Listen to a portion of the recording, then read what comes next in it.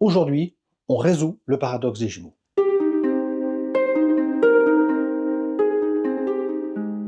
Résoudre un paradoxe est un problème de logique. Un paradoxe, c'est un raisonnement qui conduit à une conclusion fausse ou absurde.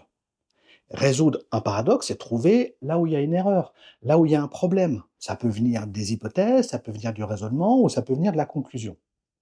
Et si on n'arrive pas à trouver une erreur, eh ben, c'est que le système dans lequel on a pu exprimer les hypothèses ne tient pas la route.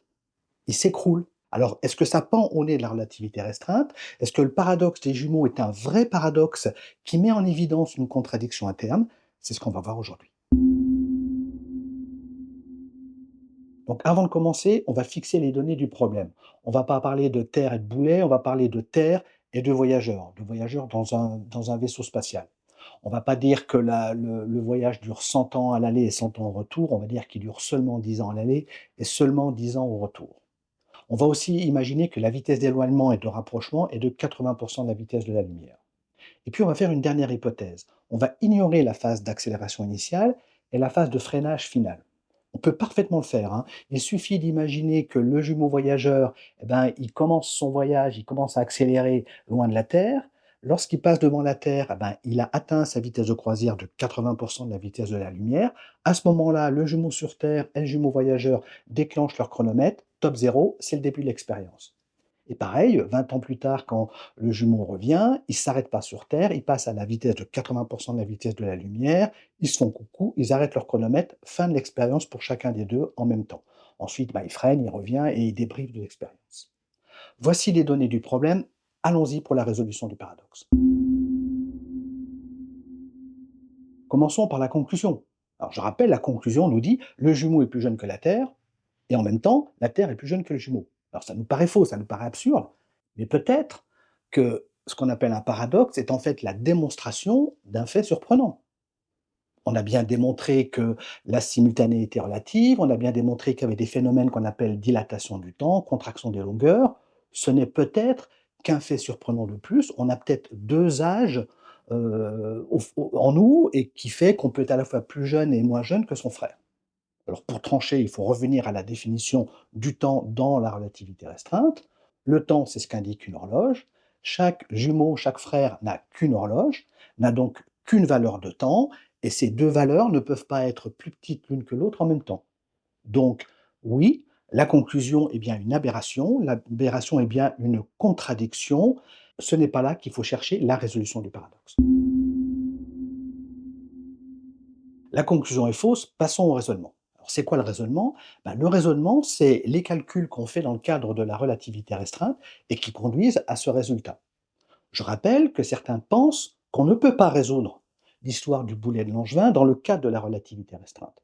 Ils considèrent que la relativité restreinte dit des choses et que ce voyage d'aller-retour dans l'espace fait par un des voyageurs ne s'exprime pas dans le cadre de la relativité restreinte. Ce n'est pas un problème de relativité restreinte puisqu'on ne peut pas le résoudre. Eh ben, on va le vérifier, on va utiliser les formules de la relativité restreinte pour voir si on est capable de se prononcer sur l'âge qu'a le voyageur lorsqu'il revient sur Terre. Comme on a imaginé que la phase d'accélération se passe avant de débuter l'expérience, les deux chronomètres sont déclenchés au moment où le jumeau voyageur passe au niveau de la Terre, à la vitesse de 80% de la vitesse de la lumière. Le vaisseau s'éloigne ensuite de la Terre à vitesse constante. L'énoncé nous dit qu'au bout de 10 ans, le vaisseau fait demi-tour. Mais 10 ans pour qui? Pour la Terre ou pour le vaisseau?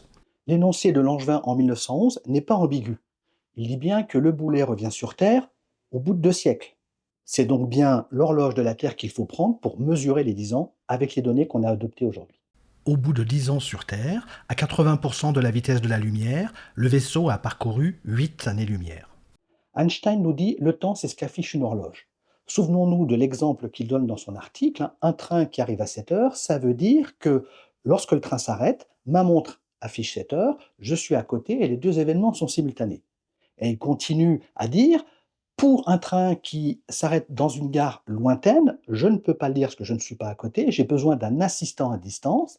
Et ensuite, il décrit le protocole qui permet à cet assistant d'avoir une horloge qui indique la même heure que celle de la gare centrale.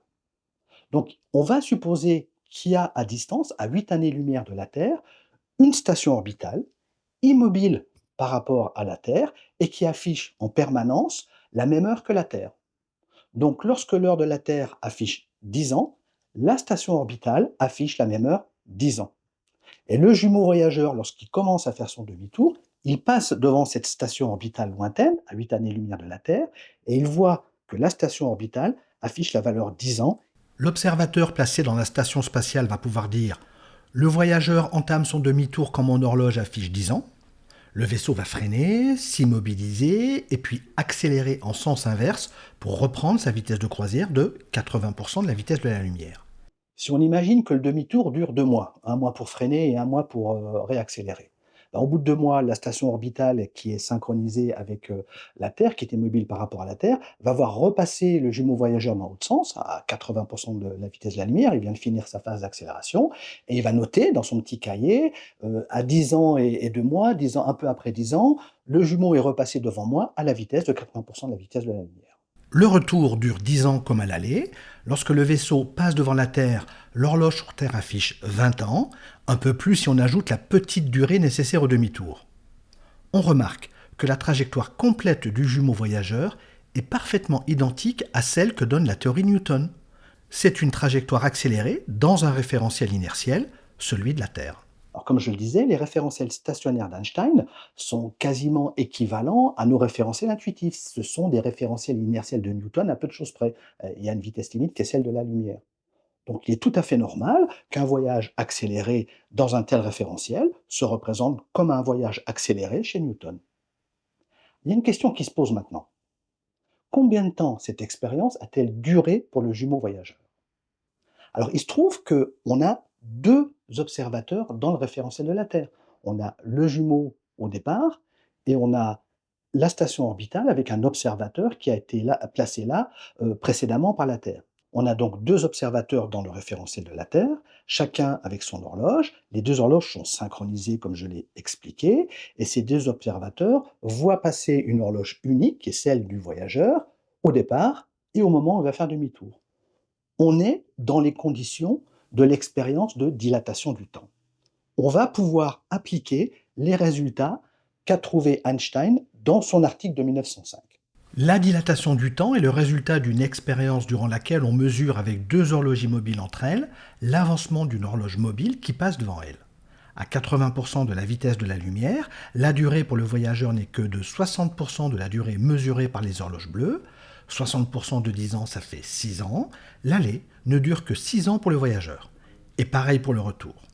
Au total, l'expérience ne dure que 12 ans pour le jumeau voyageur. Ok, mais est-ce qu'on n'est pas passé un peu vite sur la phase d'accélération?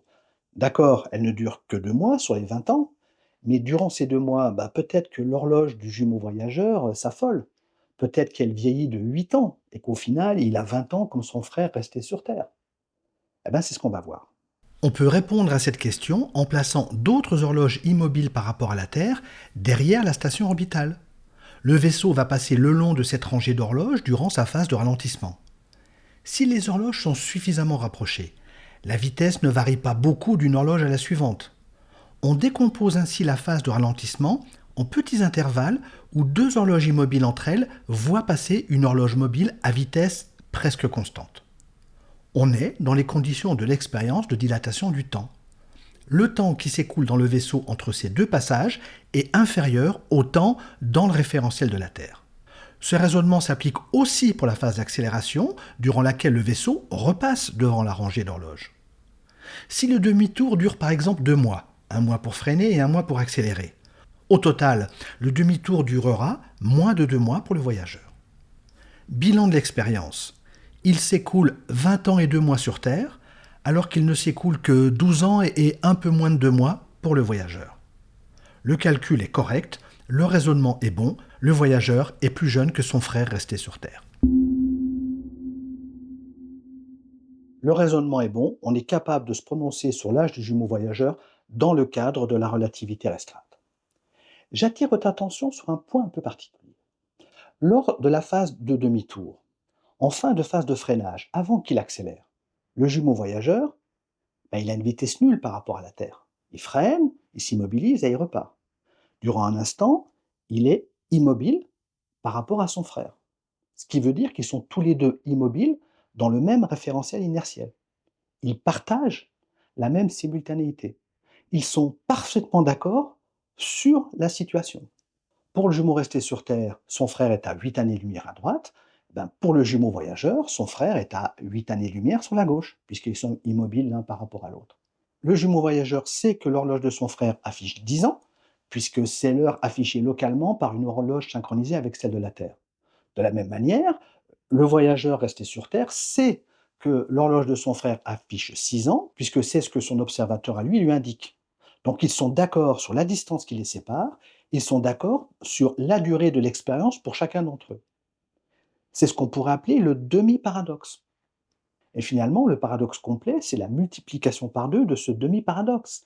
Les 10 ans, 6 ans deviennent 20 ans, 12 ans. Mais dès le milieu de l'histoire, la situation est bien paradoxale.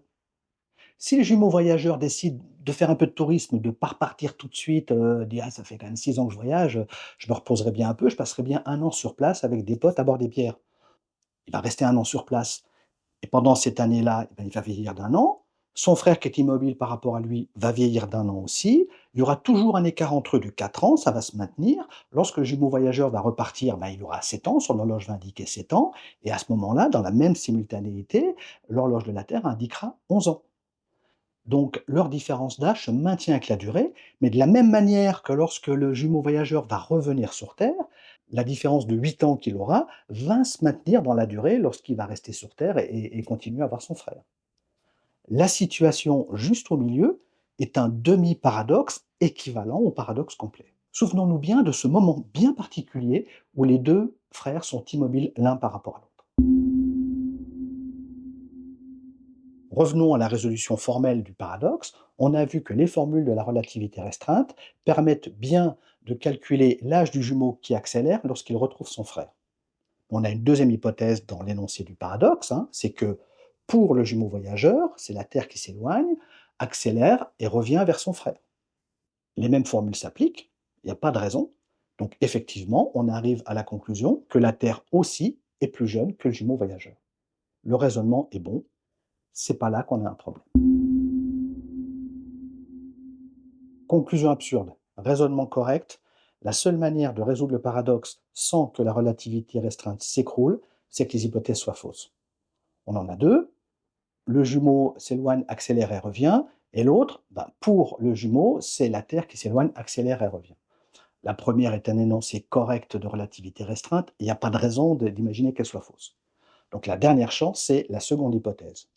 Pour le jumeau voyageur, c'est la Terre qui s'éloigne, accélère et revient. Alors, deux remarques sur cette hypothèse. Première remarque, c'est une hypothèse de pure cinématique. Personne ne dit que la Terre accélère pour de vrai. On sait bien que c'est le voyageur qui accélère qui subit une force. Donc une hypothèse cinématique.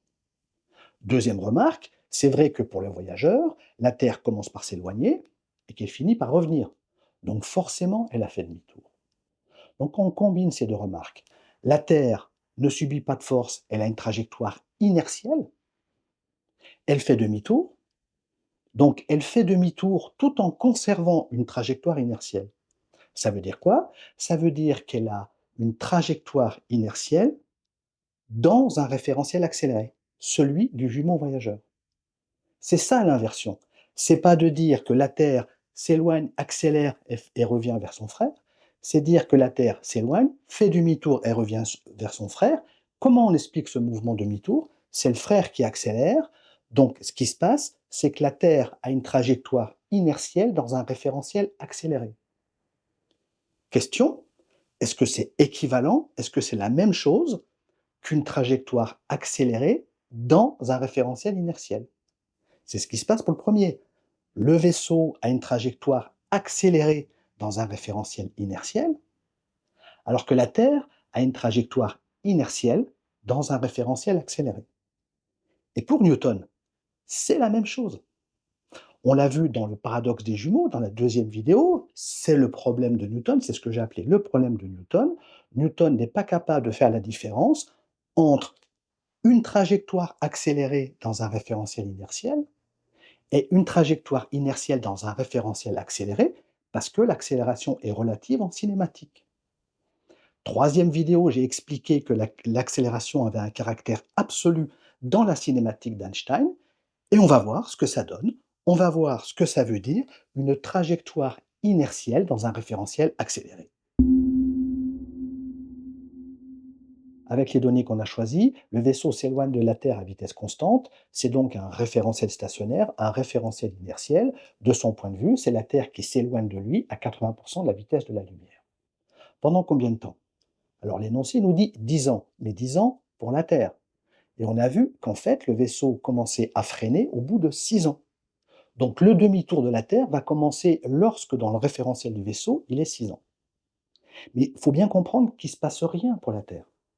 6 ans, c'est juste une date importante pour le vaisseau, c'est le moment où il commence à freiner. Et donc pour la trajectoire de la Terre, elle continue à être inertielle, mais simplement à partir du temps 6 ans, le référentiel du vaisseau va arrêter d'être stationnaire, d'être inertiel, il va devenir un référentiel accéléré, et à partir de ce moment-là, la trajectoire de la Terre va être une trajectoire inertielle dans un référentiel accéléré. Qu'est-ce qui se passe? Eh bien, on va le découvrir. Au bout de 6 ans, le demi-tour de la Terre va commencer. On sait que cette période durant laquelle le référentiel accélère, ça va durer un peu moins de 2 mois. On sait aussi qu'après cette phase encore inconnue, la Terre va entamer sa phase de retour à vitesse constante vers le voyageur. On sait que cette phase dure aussi 6 ans dans le référentiel du voyageur. On commence à avoir une bonne idée de la trajectoire de la Terre. On peut ajouter ce qu'indique l'horloge de la Terre au début, 0 c'est le top départ, et à la fin, un peu plus de 20 ans. Où est la Terre juste avant son demi-tour inertiel? Elle s'est éloignée durant 6 ans à la vitesse de 80% de la vitesse de la lumière. Elle se trouve donc à 4,8 années-lumière du vaisseau. Quelle heure indique l'horloge de la Terre à ce moment? On peut faire exactement le même raisonnement que tout à l'heure, puisque pour le moment, on ne travaille qu'avec des référentiels inertiels. On peut imaginer qu'un autre vaisseau, immobile par rapport à celui des voyageurs, se trouve au niveau de la Terre. Sur ce vaisseau, il y a une horloge qui a été préalablement synchronisée avec celle du vaisseau. Ces deux observateurs peuvent faire l'expérience de la dilatation du temps, dans laquelle la Terre passe devant chacune de ces deux horloges. On connaît le résultat, il s'est écoulé sur Terre 60% de 6 ans, l'horloge de la Terre affiche seulement 3,6 années. En tenant le même raisonnement, on sait que la Terre va mettre 3,6 années pour revenir. Ça signifie que juste après la phase inconnue de demi-tour, l'horloge de la Terre affiche 20 ans moins les 3,6 années nécessaires à son retour, c'est-à-dire 16,4 années. On a maintenant une vision presque complète de la trajectoire inertielle de la Terre dans le référentiel accéléré du vaisseau. Il nous manque juste cette toute petite période d'un peu moins de 2 mois. Qu'est-ce qui se passe durant cette période? On ne sait pas trop. Sauf, souvenez-vous du demi-paradoxe. Il y a un moment où les deux frères sont immobiles l'un par rapport à l'autre. Et à cet instant, les deux sont d'accord sur la situation. Souvenez-vous, il y a 8 années-lumière entre eux. L'horloge du jumeau voyageur affiche 6. L'horloge du jumeau resté sur Terre affiche 10. On peut ajouter à la trajectoire le point correspondant au demi-paradoxe entre les jumeaux. Un point situé à 8 années-lumière du voyageur et où l'horloge de la Terre indique 10 ans.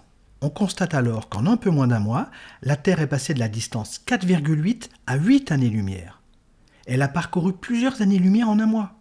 Son horloge affichait 3,6 ans, alors qu'au point de demi-tour, elle en affiche 10.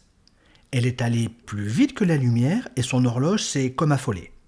De la même manière, on peut tracer la phase d'accélération du vaisseau qui fait revenir la Terre plus vite que la lumière tout en faisant tourner son horloge très très vite, passant de la valeur 10 à la valeur 16,4.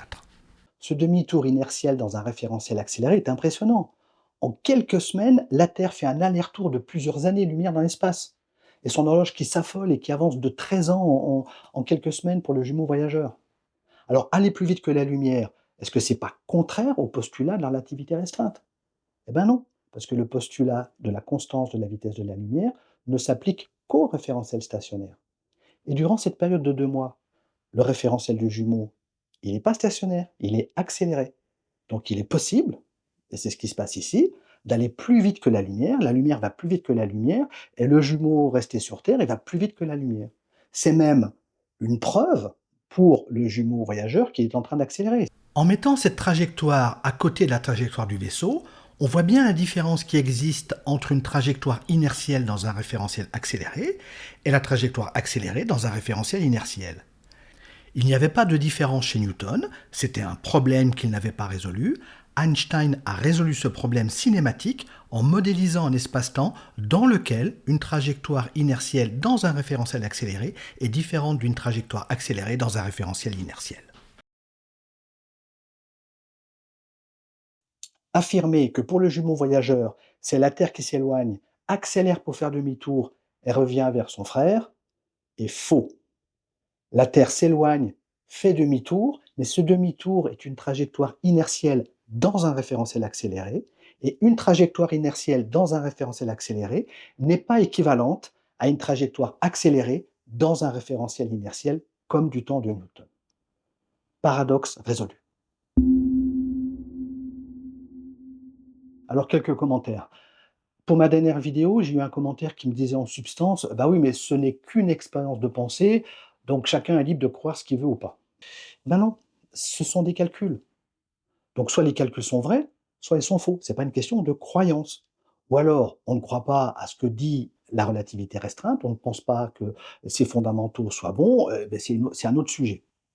Mais je comprends ce que veut dire ce commentaire. Il veut dire que tant qu'on n'a pas eu d'expérience qui confirme le résultat, on pourrait douter qu'il y ait une variable cachée, qu'il y ait une autre hypothèse qui n'ait pas été prise en compte et qui ferait que le résultat ne serait pas celui-là. Donc tout le monde préférerait effectivement qu'une expérience réelle confirme le résultat prévu par la théorie de la relativité restreinte concernant l'âge des jumeaux lorsqu'ils se retrouvent. Mais il se trouve qu'il y a eu une telle expérience. Cette expérience a été réalisée en 1971 par deux scientifiques américains qui s'appellent Eiffel et Keating. Donc, désolé si j'écorche les noms. Alors plutôt que vous décrire l'expérience en détail, je vais vous renvoyer à un article qui est très bien fait et que j'ai découvert en préparant cette vidéo. Il a été écrit par Pierre Spagnou et où il explique très clairement pourquoi cette expérience faite en 1971 confirme le résultat théorique du paradoxe des jumeaux ou du boulet de Langevin. Donc confirme qu'il y a bien une différence d'âge. Alors, en quelques mots quand même, les scientifiques ont pris deux horloges atomiques très précises, ils en ont laissé une sur le sol, et avec l'autre, ils ont fait le tour du monde, et ils sont revenus au point de départ. L'horloge qui a fait le tour du monde avait donc une vitesse différente de l'horloge restée au sol. Sa vitesse n'était pas nulle, elle tourne autour de la Terre, donc elle avait une vitesse non nulle, mais l'horloge qui a fait le tour du monde avait une vitesse différente. Cet écart de vitesse, comme dans le calcul des jumeaux, doit donner lieu à une désynchronisation des horloges, et ils ont constaté cette désynchronisation des horloges une fois revenus au point de départ. Alors, les calculs sont un tout petit peu plus compliqués parce que le tour du monde ne s'est pas fait en une seule fois. Deuxièmement, il faut tenir compte des effets de la relativité générale, qui a aussi une influence sur les horloges. En 1905, ils ne connaissaient pas ces effets-là. Einstein, il allait les découvrir un peu plus tard. Et ils ont fait en fait deux tours du monde, un vers l'est et un vers l'ouest. Et la théorie prévoit que les résultats ne soient pas les mêmes, et c'est bien ce qu'ils ont constaté. Alors, une fois encore, je vous invite à vous référer à cet article qui sera bien plus complet que ce que je viens de vous dire. Alors que la Terre aille plus vite que la lumière, c'est quand même très surprenant. Mais on connaît ce phénomène. On le connaît même très bien. On sait tous que, par exemple, si on a le soleil en face de nous, faut pas le regarder, hein, pour pas se brûler les yeux, mais si on a le soleil en face de nous, qui se trouve à 150 millions de kilomètres de nous, si on fait un quart de tour sur nous-mêmes, le soleil, dans notre référentiel, il va faire un quart de tour dans le sens inverse, et donc parcourir un arc de cercle qui fait de l'ordre de 150 millions de kilomètres, en une seconde, si on met une seconde à faire un quart de tour. Le soleil va plus vite que la lumière dans notre référentiel.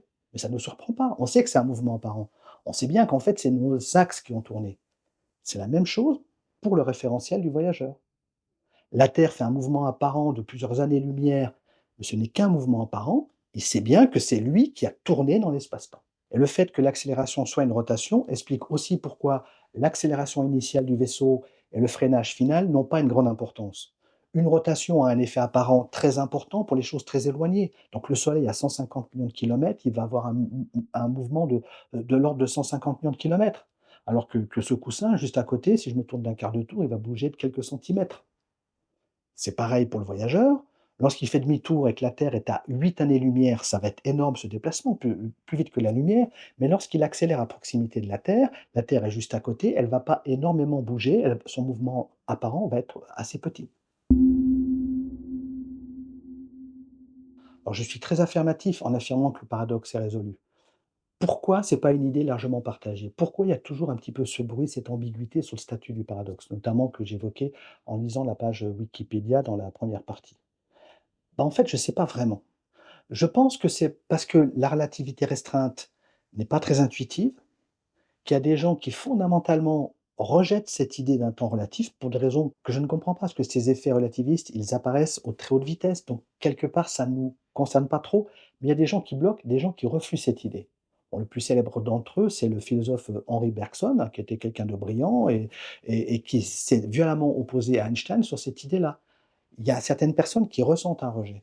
Et donc la discussion sur le paradoxe est polluée par ce débat sur je crois ou je ne crois pas à la relativité restreinte. Enfin, je résume un tout petit peu. Et ce n'est pas des discussions sur le paradoxe. Parce qu'on pourrait très bien dire je ne crois pas à la relativité restreinte, je ne crois pas à ces prévisions qui disent relativité de simultanéité, dilatation du temps, etc. Mais c'est vrai que le paradoxe n'en est pas un, elle est logique. Elle est logique, mais j'y crois pas. Mais on n'a jamais ce débat-là. Donc les débats sur le paradoxe des jumeaux portent souvent, ou parfois, je ne sais pas, je n'ai pas de stats, portent sur la relativité restreinte est une théorie qui représente bien le monde physique ou pas. Deuxième raison peut-être, c'est que comme la relativité restreinte n'est pas toujours très bien comprise, là encore je comprends, elle n'est pas intuitive, j'ai mis du temps à bien l'appréhender, eh ben, le débat sur la nature du paradoxe est pollué par ce débat de compréhension. Donc même des gens qui ne la rejettent pas, des fois ils ne la comprennent pas, et donc du coup ils s'en mêlent un peu les pinceaux dans la compréhension du paradoxe et encore plus dans la résolution. Autre raison, mais c'est lié aussi à la manière dont la relativité restreinte est comprise, c'est cette idée récurrente qui consiste à dire: «On ne sait pas traiter l'accélération relativité restreinte, donc le problème ne se pose pas». Mais ça serait aberrant. Vous imaginez quelqu'un qui va dire: «Ah, j'ai inventé un nouveau système d'espace-temps, mais attention, je sais gérer que les mouvements à vitesse constante, pas d'accélération. Je sais ah non, vous me parlez d'une pomme qui tombe, je ne sais pas faire». Mais personne n'en voudrait de cette théorie. On la jetterait à la poubelle, ça ne présenterait aucun intérêt. Donc bien sûr qu'on sait décrire l'accélération.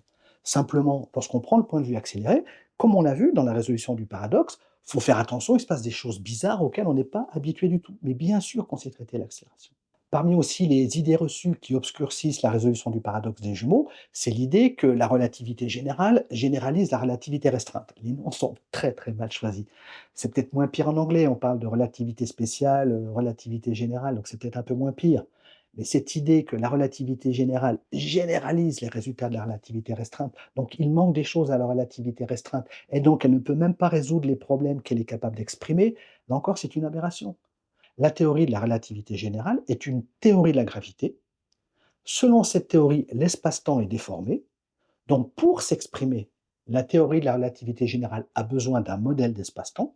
Elle utilise bien évidemment le modèle d'espace-temps de la relativité restreinte. Elle pourrait tout aussi bien utiliser le modèle d'espace-temps de Newton. Elle aurait des problèmes. Ça marcherait plus à haute vitesse, mais ça marche. On peut très bien déformer l'espace-temps de Newton. Je l'ai fait dans une des vidéos.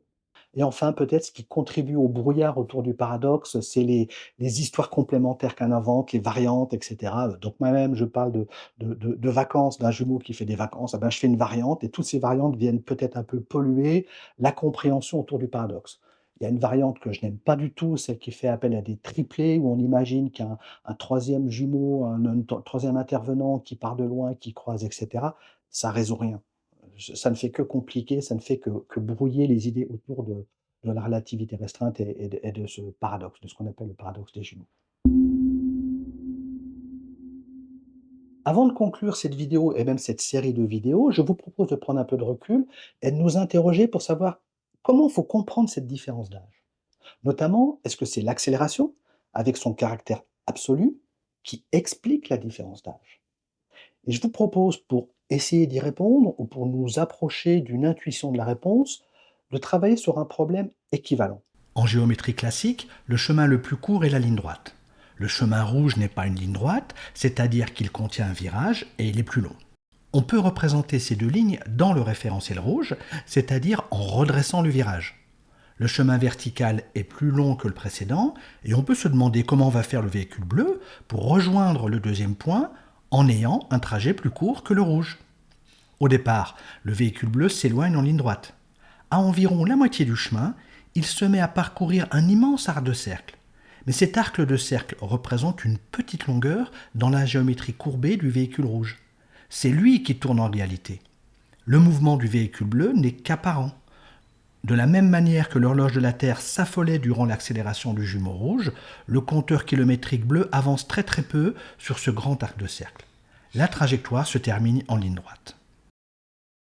Et cette question de savoir si l'accélération est la cause de la différence d'âge entre les jumeaux est équivalente à la question: est-ce que la trajectoire sinueuse entre deux points est plus longue à cause des virages?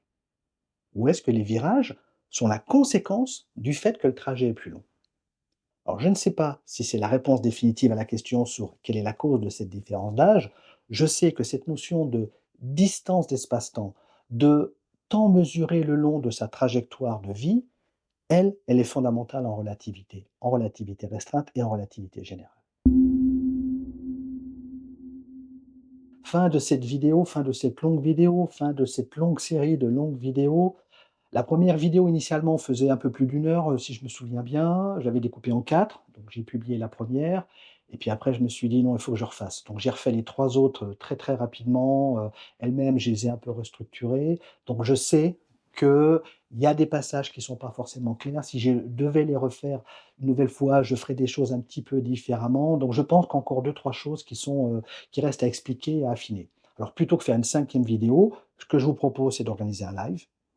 Vous pourrez poser vos questions et on essaiera d'y répondre en direct avec vous et je pourrai interagir pour compléter les points qui nécessitent une explication, supplémentaire. En attendant, je vous dis à bientôt et merci à vous d'avoir suivi, ces vidéos et merci de vos commentaires. À bientôt.